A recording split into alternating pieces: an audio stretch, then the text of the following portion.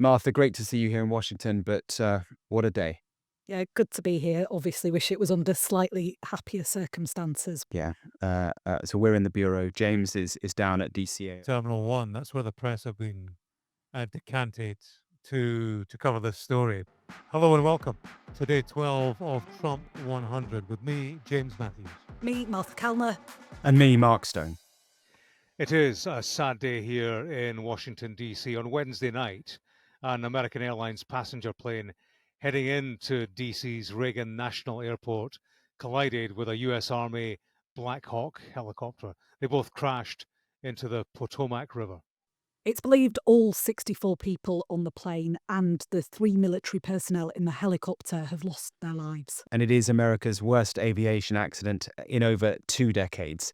We've been covering it as it's unfolded. It's a busy airport, one that the three of us know well. I flew in from Chicago on the day of the crash, something like 7-8 hours before it took place. It's a stunning airport to fly into. You pass all the monuments, the Lincoln Memorial, the Thomas Jefferson Memorial, all of these incredible sites. I used to live in an apartment overlooking the Potomac River and was always struck by just how low those helicopters are. And that is precisely to avoid coming into contact with a commercial airliner. And I think because there are such strong rules, because there are such clear flight paths, it's why you hear aviation experts saying over and over in the wake of this tragedy that they just cannot believe that this has happened.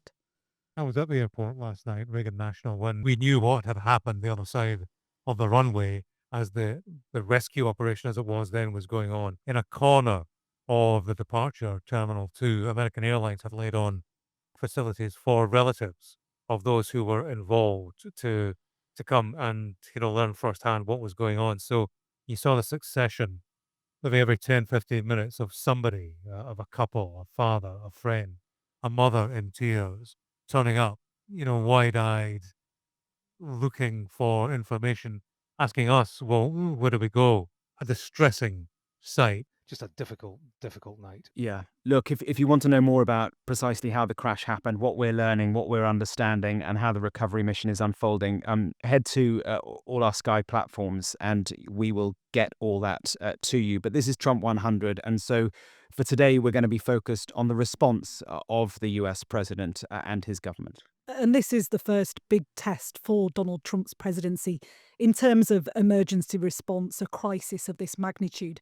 We've heard he was being updated from the Situation Room late on Wednesday evening. And then late morning here in D.C., President Trump made a statement from the White House, a press conference. He confirmed there were no survivors, said the nation was grieving for every precious soul that has been taken. But then it quickly turned political.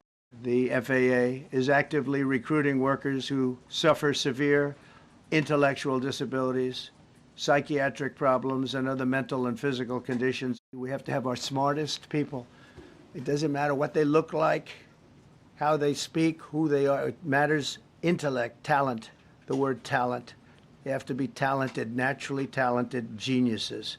So there you hear Donald Trump's appearing to blame the diversity, equity, and inclusion policies of the US government of previous US administrations, suggesting attempts to diversify the military and air traffic control had resulted in less effective people in particular roles. Now, very quickly, these comments have drawn strong criticism from the other side of politics here, from the Democrats. The titan of the Democratic Party, Senate Democrat leader Chuck Schumer, said online, it's one thing for internet pundits to spew up conspiracy theories. It's another for the President of the United States of America to throw out idle speculation. It turns your stomach. The former transport secretary under Biden, Pete Buttigieg, hit back as well. He wrote on X saying, Trump should be leading, not lying. We put safety first, drove down close calls, grew aircraft traffic control, and had zero commercial airline fatalities out of millions of flights on our watch. So, very angry response from the Democrats to Trump's suggestion that this is somehow their fault. Donald Trump spoke about common sense. I think Democrats have been criticizing him on the grounds of common decency. Perhaps they are not alone in that, given that he's jumped 2-footed into the politics of this tragedy while bodies are still being recovered from the wreckage. But the White House, they've doubled down on Trump's comments, haven't they? He goes off script. He speaks his mind. He talks often about common sense. He doesn't talk like a politician, which is why he is so appealing for some people.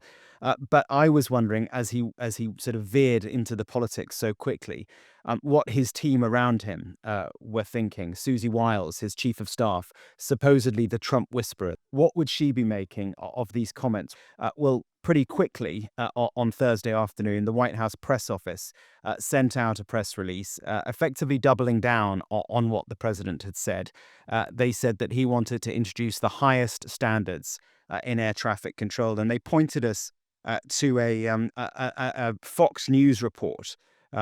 Which we've looked into, and it's actually a Fox News report from 2015, so from the year before Donald Trump was first president, and it's headlined "Trouble in the Skies," and it cites a 6-month Fox News investigation about the FAA, that's the Federal Aviation Authority's new hiring practices, and it says it uncovered changes that may put the nation's flying public at risk, as well as allegations that the newest air traffic control recruits had access to answers on a key test that helped them gain jobs within the FAA. So the president appears to be basing his assertion on this quite old Fox News report. It's just an incredibly unpresidential response to a moment of national disaster. Usually, a president would use situations like this to issue a rallying call to unify the country. Yet within seconds of his opening news conference after this disaster, he was playing party politics. Well, he would say, I guess, in fact, he did say that he's not. He is speaking just common sense. But baselessly, these are, we don't know if race, gender, other specific characteristics had any part to play in this at all. This investigation is only just beginning. Even he admitted that he had no evidence to support what he was saying, right? Do you remember in New Orleans when there was the drive-by mass murder? He was very quick to take to social media to suggest that it had been an illegal alien who had committed that crime. Turned out it was a US citizen.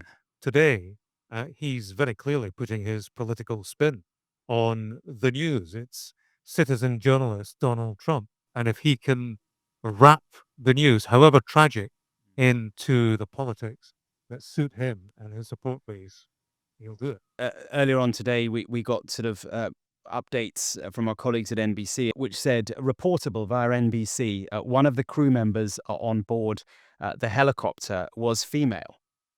And my initial response is the fact that fact is somehow news is kind of where we are now. And then within hours, my thoughts, my point had been proved by Donald Trump in the Oval Office.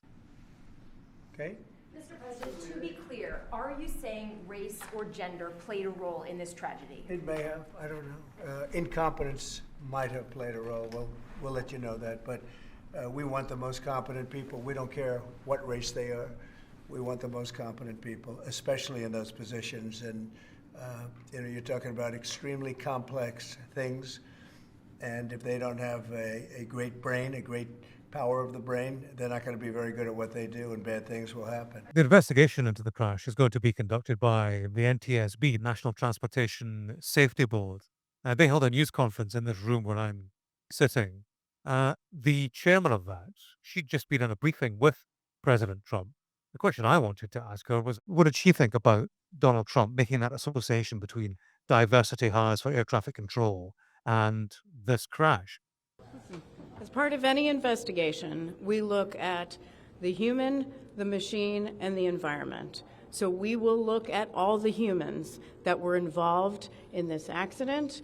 Again, we will look at the aircraft, we will look at the helicopter, we will look at the environment in which they were operating in. That is standard in any part of our investigation.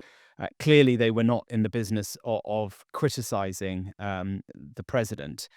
But I thought their language was quite interesting. One of the officials there was asked whether he thought it was appropriate that the president was speculating on what might have caused this crash.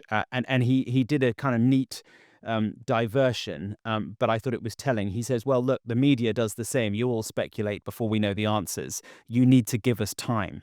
And I think, the subtext of what he was saying was, you, the media, need to give us time. The president, too, needs to give us time.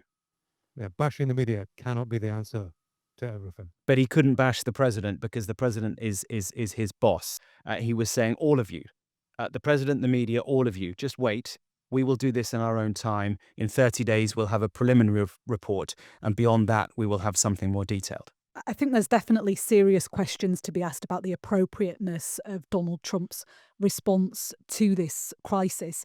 But do you think people in America, people who voted for him, will they believe what he's saying, even though there is no evidence at the moment to support it? There have been a lot of moments ever since we first all got to know Donald Trump, the politician, where he had done something and then a proportion of people would be outraged about what he had done or what he had said. And people who don't like him would then say, well, that's it, surely. I mean, from that very first moment where he made those comments about grabbing women, that was right at the beginning of our journey of knowing Donald Trump. And I think for a lot of people, that was like, well, that's disqualifying, surely. And yet he continues to come back because, for I guess to answer your question, for a majority, perhaps, for a majority of people in this country, given that he won the election, the comments that he makes are not disqualifying. In fact, they are affirming. Mm-hmm. Yeah, I think from an independent investigating body, I want to hear independence and an assurance that there is no influence of a president who frequently bashes the media. I don't like the echo of that, frankly, in a press conference held by the NTSB. I know what you mean, but I wonder whether we are now in a place where even independent bodies now feel uncomfortable in criticizing the president. Yeah, I think you're right. Despite the tragedy that has hit the city, life and politics goes on. Martha, what else has been happening today? Well, confirmation hearings for Trump's cabinet picks have been ongoing all day. RFK Jr., Robert F. Kennedy, faced his second day of confirmation hearings to be health secretary. He's not likely, though, to face a vote until sometime next week. It could be pretty tight, so we'll keep an eye on that. Donald Trump's pick for National Security Director, Tulsi Gabbard, she too has been here having her confirmation hearing. She's faced some criticism for her stance on Russia. She has previously suggested that President Putin had, quote, legitimate security concerns in Ukraine. She's been accused by Hillary Clinton of being groomed by Russia. Yeah, a confirmation hearing too for Kash Patel, who is Donald Trump's choice for the head of the FBI. Mr. Patel is a Trump loyalist. He's also the author of a children's book that set King Trump against Hillary Clinton. He denied having an enemies list of people he plans to target if he does indeed get the top job at the Bureau. And a few more lines on President Trump's views on the Middle East. President Trump has repeated his assertion that Jordan and Egypt will take Gazan civilians, that they should be moved out of Gaza and moved elsewhere. The leaders of both those countries, of Jordan and Egypt, have said that they won't take them. But when asked by a reporter in the Oval Office, Trump said they will. And Pete Hegseth has been in the news. Yeah, he has. He has announced that he would immediately pull retired U.S. General Mark Milley's Secret Service and security clearance, now saying that the general could be demoted as well. Mark Milley was under Biden and, in fact, under Trump's first presidency, the top general here. He famously, or infamously, as Trump would see it, was insubordinate in making a call to his Chinese counterpart during the first Trump presidency, a call that Mark Milley felt he needed to make to reassure his Chinese counterpart that America was not about to attack China, but effectively avoid World War III. Donald Trump discovered this and believes that this was insubordinate. Okay, that's it for today. But before we go, Martha, Mark, I'm bound to ask, do you think we're sounding tired? Maybe just a touch. Can't just be me. Yeah, the news in America, it keeps on coming. It certainly does. Listen, as always, please do follow, comment, or share Trump 100 with a friend. And remember, you can email us on trump100@sky.uk. We're going to be answering some of those questions that you have been sending us. Thank you for sending them. We will do our best to answer them on one of the weekend shows, so look out for that. That's it for day 12 of Trump 100. We'll be back tomorrow for day 13. See you then. Bye.